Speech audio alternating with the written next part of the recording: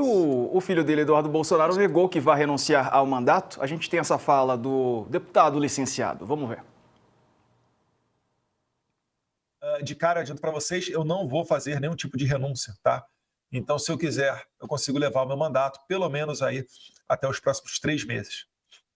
Pois é, a licença parlamentar dele terminou totalizando 122 dias de licença das atividades em Brasília.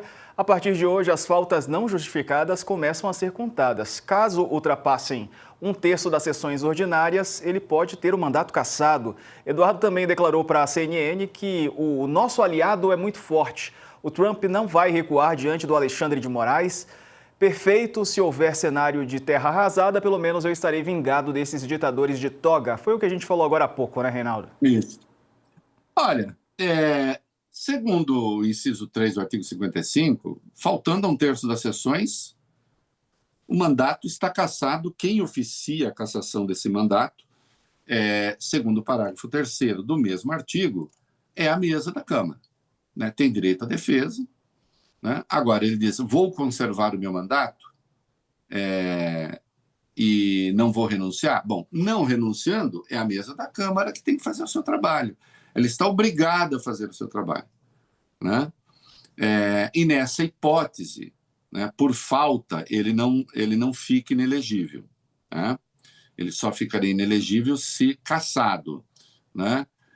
Ou então, diante de uma circunstância que ensejasse a cassação, ele renunciasse antes, conforme a lei da ficha limpa. Agora, veja, ele perder o mandato não é a lei da ficha limpa, que é um outro erro que estão cometendo por aí. Ele perder o mandato por faltar um terço não é a lei da ficha limpa, é a Constituição. Vão mudar a Constituição? Né? Ou então, bom, é a mesa que declara. É a mesa que declara, mas ele tem o direito à defesa. Sempre há o direito à defesa, sempre há, por quê? Manifeste-se, por quê? Ele vai falar o quê? Se a mesa da Câmara cumprir, porque ele está obrigada a cumprir. Né? Segundo a Constituição ainda, partido político, parlamentar, pode ir lá acionar a mesa da Câmara. Olha aí, acabou. Ele está fora. E aí, como é que vai ser? Bom, a mesa da Câmara está obrigada a agir, né? E ele tem de ser ouvido. Sendo ouvido, ele fala o quê? Não, sabe o que é? Eu estou fora do parlamento porque o que eu pretendo com isso é cavar punições ao Brasil, né? Virão outras, quero dizer para vocês que vai ser o apocalipse, né? É isso mesmo, mas estou cavando punições para o ministro Supremo, para que eles livrem a cara do meu pai. Esse é o meu objetivo, é isso que eu estou fazendo. E eu quero exercer o meu mandato aqui de fora, porque também tem uma tentativa ali. Vamos criar o mandato à distância, né? Então, veja que coisa curiosa seria, né? Você tem um deputado, né, que exerce o mandato lá dos Estados Unidos, onde ele está confessadamente para cavar punições ao país e aos ministros. E aí ele diz, eu não renuncio. Isso é uma coisa interessante, porque isso expõe o que é a essência do bolsonarismo. E é fantástico que haja tantos admiradores aqui mesmo no mundo político, né? Eles não recuam nunca. Eles não recuam nunca.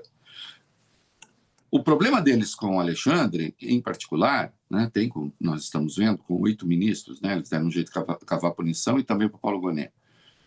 O problema deles, mas no caso de Alexandre, que é o relator, que é quem mais aparece, é porque o Alexandre também não recua no seguinte sentido, no cumprimento da lei. E essa gente foi ganhando um pouco de balda, é preciso dizer isso, que dois coronéis fala barda, né?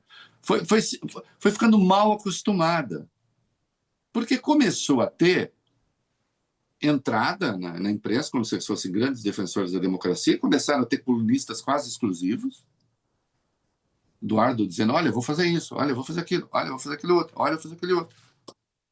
Concede entrevistas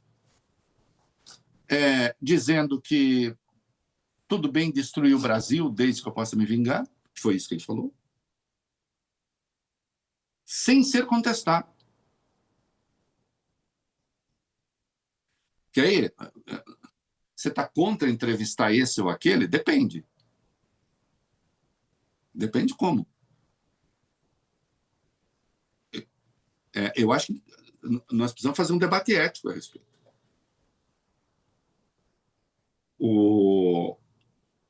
Se o Marcola quiser te dar uma entrevista, você vai fazer uma entrevista com ele? Depende. Tem uma obra-prima da literatura que é Entrevistando um Criminoso. Truman Capote, é Sangue Frio. Se você entrevistar o Marcola, você abre a chance para o Marcola fazer uma análise do processo judicial brasileiro, das leis brasileiras, do nosso Código Penal, e ele vai falando livremente.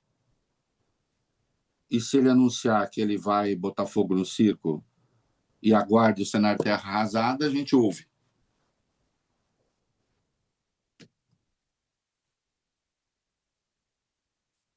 Acho que para o Marcola diriam não, para o Marcola não é o caso. E para quem fala de cenário terra arrasada, na questão política, na questão econômica? Há uma questão a ser pensada aí. Né? A destruição do Estado de Direito, a destruição da democracia, a destruição da economia brasileira é um outro lado? É um lado? É um dos lados do debate?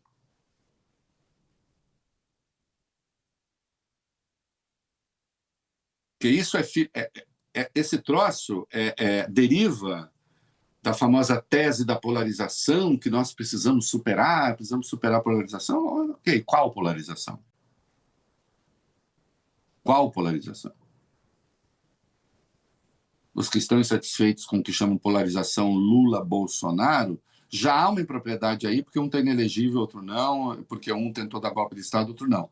Mas vá lá que fosse como polos de uma visão de mundo. Mas não é dessa polarização que se fala. A polarização que se fala seria entre a extrema-direita e o quê? E o centro democrático?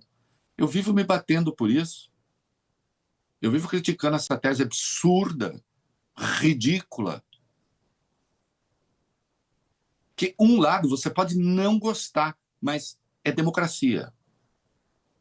O outro lado é o quê? Terra arrasada? Existe meio do caminho entre a terra arrasada e a democracia? É o quê? Uma democracia meio arrasada? Uma terra arrasada meio democrática? Que porcaria é essa? Não é? Não é possível. Não é possível que alguém diga isso, porque senão daqui a pouco nós estaremos entrevistando, ou se justifica a entrevista, com o chefe de crime organizado fazendo suas promessas e suas ameaças. Vamos abrir a imprensa para o chefe do Comando Vermelho falar e dizer o que ele quer. Ah, não é a mesma coisa. Não, não é a mesma coisa. É grave. É muito grave também, porque golpe de Estado é muito grave. Terra arrasada na economia é muito grave, ou não é muito grave? Qual é o furo no raciocínio aqui?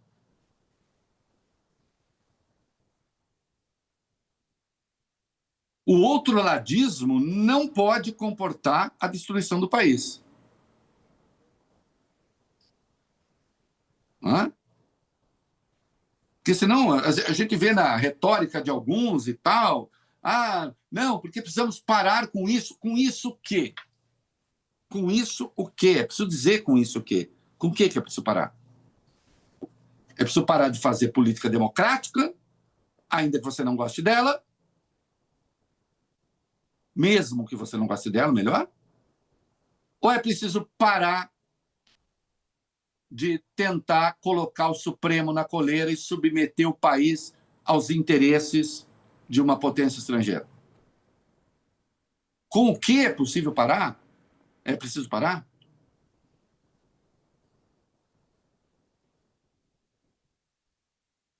Eduardo, lá no bolsonarismo, ele estava na frente do Tarcísio na preferência para disputar a presidência, ou queriam para vice. Nessa história, é claro que a situação dele ficou difícil, né? Não pode nem voltar ao Brasil, porque certamente haverá uma ação penal contra ele, né? E quando tiver aberta a ação penal, mais claramente se desenha a necessidade da prisão preventiva, depois de tudo que fez e está confessando que faz, não é? Ah, não, mas então agora vem o tertius, né? O terceiro elemento, que não é nem uma coisa nem outra, que é Tarcísio de Freitas. Mas não foi ele que endossou as medidas na prática? Até agora não criticou o Trump. Ele resolveu atacar o Lula. Aí uma parte desses que movem ouvidos na imprensa, né, e penas e textos, a Faria Lima está vendo com bons olhos, porque assim Eduardo se viabilizou, então agora é Tarcísio mesmo. Mas o Tarcísio mesmo foi aquele que concordou com as decisões e veio com a história de que ia fazer negociações paradiplomáticas, que ia propor um entendimento de Estado para Estado, que até teria o Sarro aqui, acho que você não estava no dia do programa, que ele vai fazer o quê? Vai negociar como cuidar de urso, lobo e bisonte lá no Wyoming?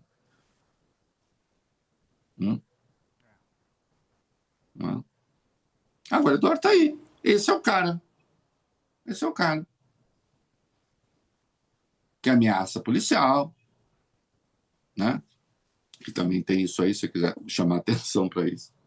É verdade, tem uma fala, né, do Eduardo Bolsonaro em que ele fala sobre um agente da Polícia Federal. Claro, a gente tem aí posicionada esse trecho. Vamos ver, vamos ouvir. Porque os seus argumentos, Moraes, são rasos. Você não consegue nem se expressar direito. Você é medíocre com a caneta na mão. Aproveita e coloca isso no inquérito. Vai lá, coleguinha da Polícia Federal, cachorrinho da Polícia Federal que está me assistindo. Deixa eu saber não, irmão. Se eu ficar sabendo quem é você, eu vou me mexer aqui. Pergunta ao tal do delegado Fábio Chó se ele conhece a gente. Tá movendo um PAD contra mim, né? Ele tá achando que eu tô preocupado com o meu futuro na Polícia Federal. Rapaz, vocês não sabem a honra que é ser perseguido por vocês. Bom, o diretor da Polícia Federal, André Rodrigues, se manifestou, né? Chamou de covarde essa manifestação e ele classificou, é claro, como uma intimidação, Reinaldo. E né? É uma intimidação. Olha aqui, tenho aqui, veja vocês, você não sabe o quanto... Que é isso que ele vem fazendo permanentemente. É sempre dobrando a aposta. Sempre dobrando a aposta. Para quê? Vamos voltar ao ministro Luiz Fux. E aí, ministro Luiz Fux? Sentiu a tentativa de intimidação da investigação no curso do processo, a tentativa de interferência na ação penal? O senhor percebeu? Eu sei lá qual é desse cara. Ele está com tanta certeza na vitória, né? Ele já chegou a dizer que o negócio dele não é mudar isso aqui, o negócio dele é depor o Alexandre de Moraes. Não? Mas é isso. E está aí, está falando como pensador. Uma live é uma coisa, né? Ele dizer isso em entrevistas por aí, sem que a lei lhe seja exposta, ao menos como contraponto, aí realmente é uma coisa muito grave nesses dias.